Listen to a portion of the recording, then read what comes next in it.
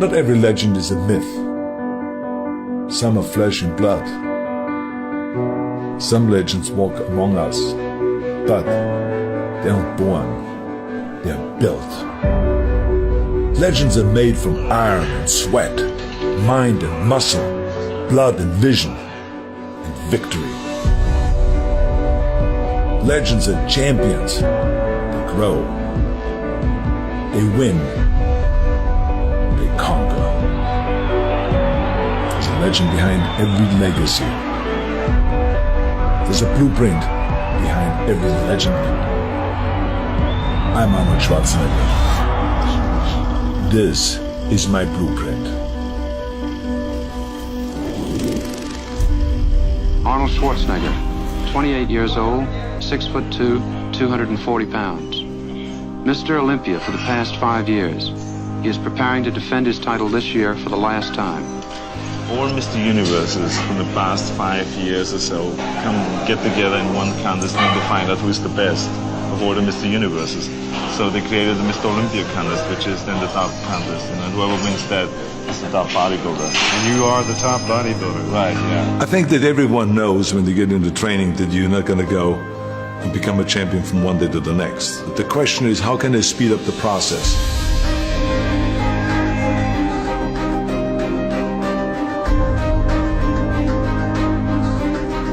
And then the important thing is that you train the proper way, which is to train the basics. That if it is the squats, if the two-arm curl, if it's the bend-over rowing, if it's the clean and the press, the bench press, the incline press, the dumbbell press, all of those basic exercises. And that's what you need to do, especially the last 3 months before competition. You got to shock the muscle, and shock the muscle with different kind of training principles. Expose your weak points. You're gonna go and hit those marks, and then you move the bar higher, and you feel that with hard work, you can achieve the goals and you can become successful.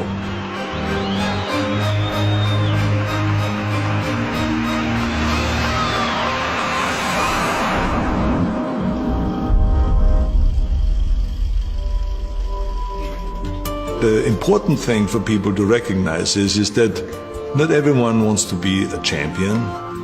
Not everyone has the desire to stand on stage, to stay up there on stage and win Mr. Universe or Mr. America, or the world's best built man and Mr. Olympia and all of those kind of titles. No, but they can apply the same principles. One thing I can tell you, there's major mistakes that are being made today in bodybuilding by not covering those basic exercises, because today when I go into gymnasium, I don't see anymore the kids learning about the cleaning and pressing, or to do the two-arm snatch and to do the upright rowing from the floor up and all of those kind of exercises that are so important to create the traps and to create the lower back.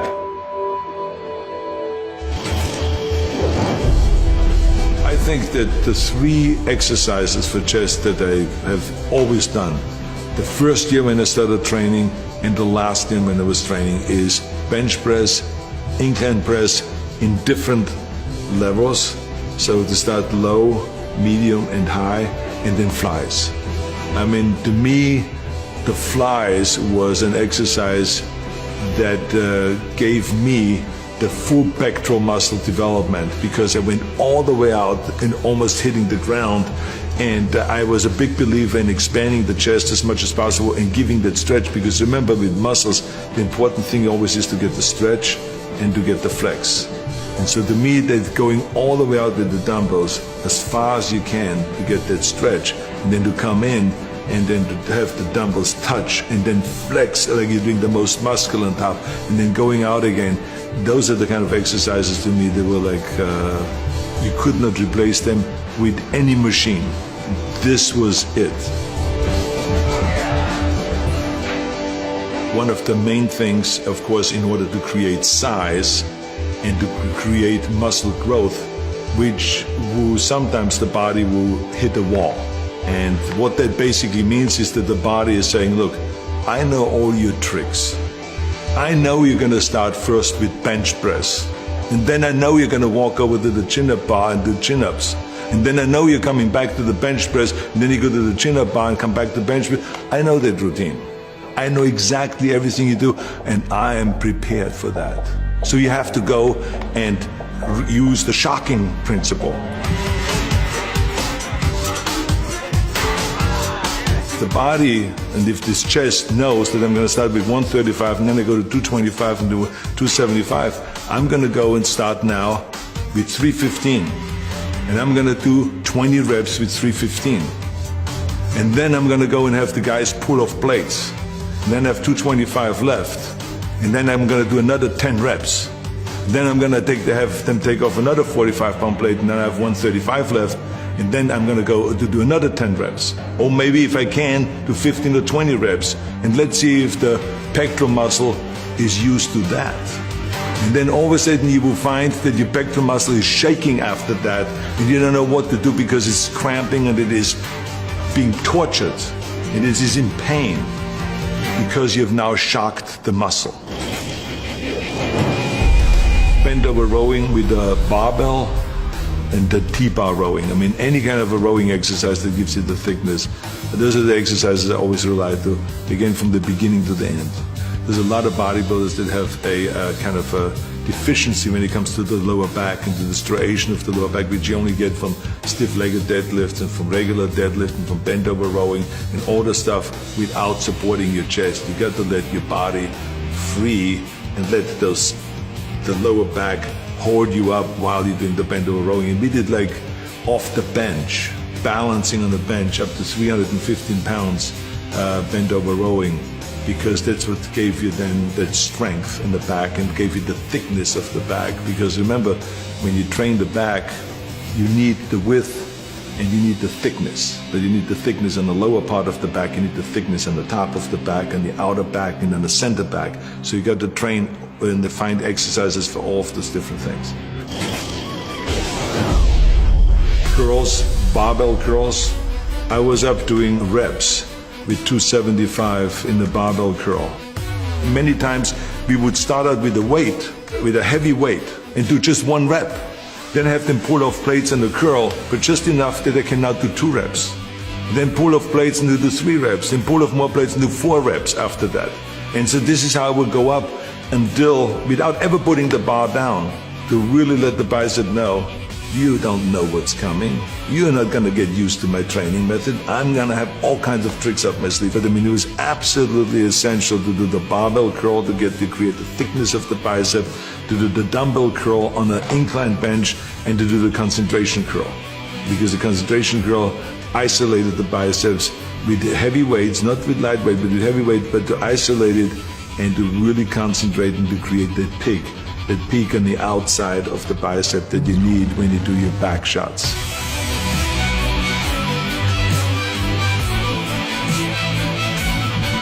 The tricep was narrow bench press, a lot of narrow bench press in the early days, then triceps extensions down, and then overhead tricep extension with one arm and with both arms, and then also tricep extension onto a bar where you let the body, the head go onto a bar and press out in order to use your own body weight. Shoulders, dumbbell presses, barbell presses in the front and in the back.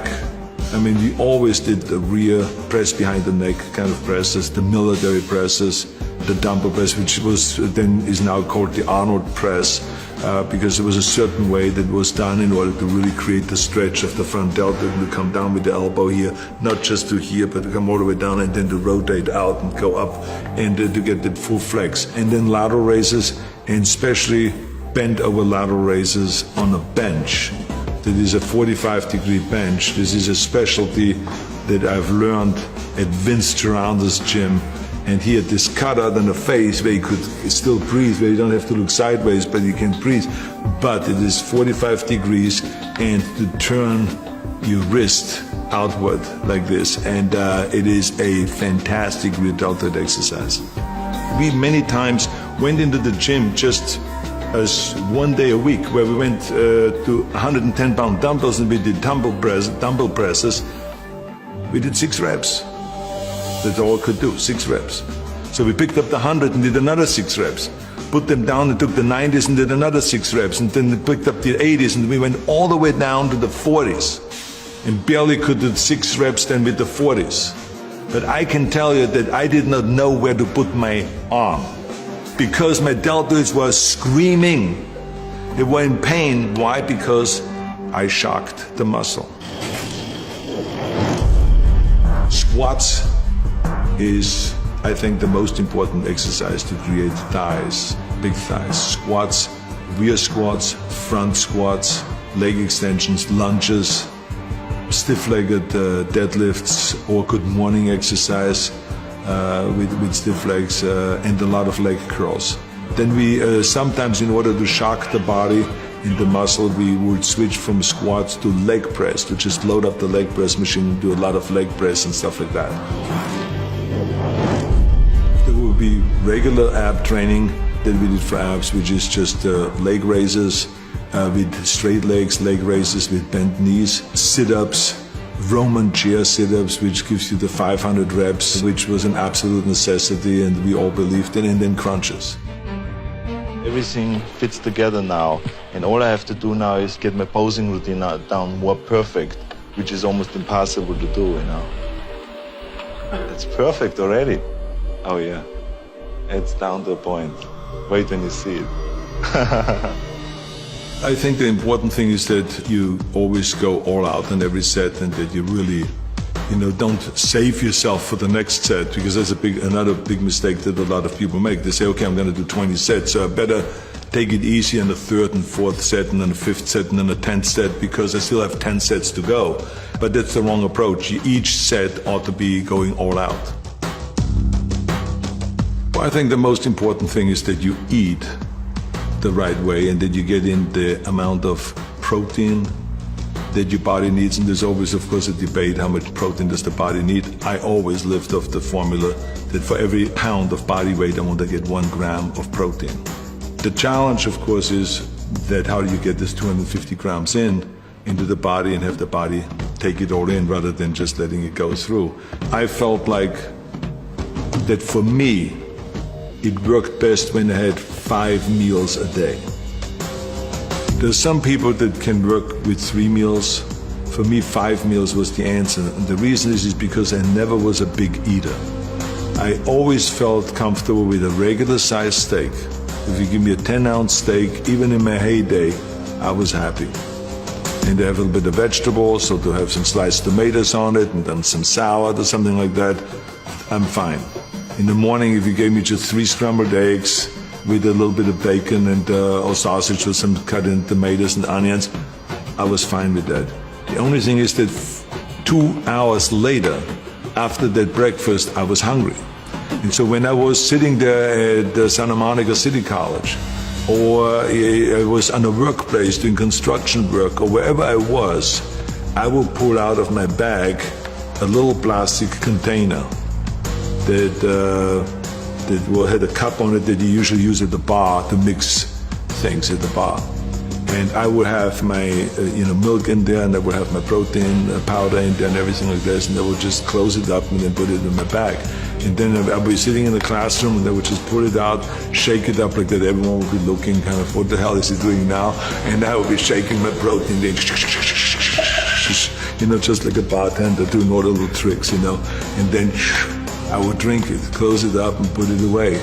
And that to me was the additional kind of 30 grams of protein that I needed at that time. And then I would be, an hour later going to the gym, and then we'll be working out for 2.5 hours, and then we would go for lunch, and there will be a late lunch, and then we will have again a regular steak, and then 2 hours later after that, I will have another one of those protein drinks. So I would have 2 times a day protein drinks.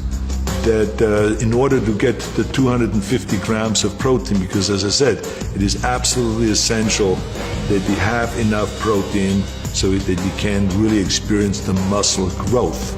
But we have to recognize that we will not get all of the nutrients, the vitamins, the minerals, and the proteins, and all of the stuff that the body needs just with regular meals. This is why we have supplements, and that's why they are called supplements, because we are supplementing because we don't get enough from regular meals, no matter how healthy and how good you eat. All 3 contestants, Lou Ferrigno, Serge Nubret, and Arnold Schwarzenegger, for a pose down for the final decision for the judges. So now I've built a certain amount of mass during the year, and I've worked now on certain weak points throughout the year. And now with the combination of the diet and of higher repetitions and more exercises and more sets, take that mass and chisel it down and work on the details.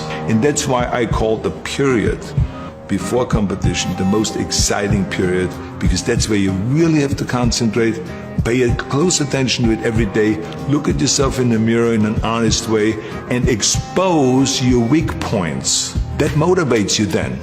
That's what makes you train harder. So you got to expose those weak points. But the key thing is to set little goals, to do the training every day, to eat the right way, and you're gonna go and hit those marks.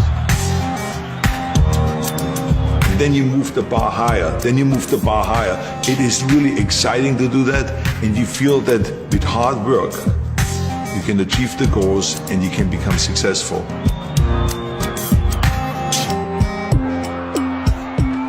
The training principles and the nutrition principles and the kind of protein that you need and vitamins you need and minerals you need and all of this kind of supplement, it all still stays exactly the same. That is the important thing.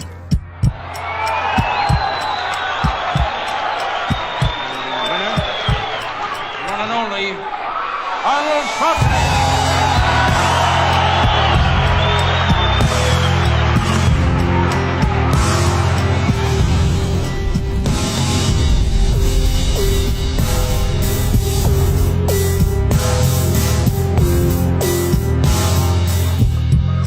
Bodybuilding has been a beautiful experience for me, and I will continue it for the rest of my life. I only stopped competing, but I'm not stopping bodybuilding. It's the greatest sport. Thank you.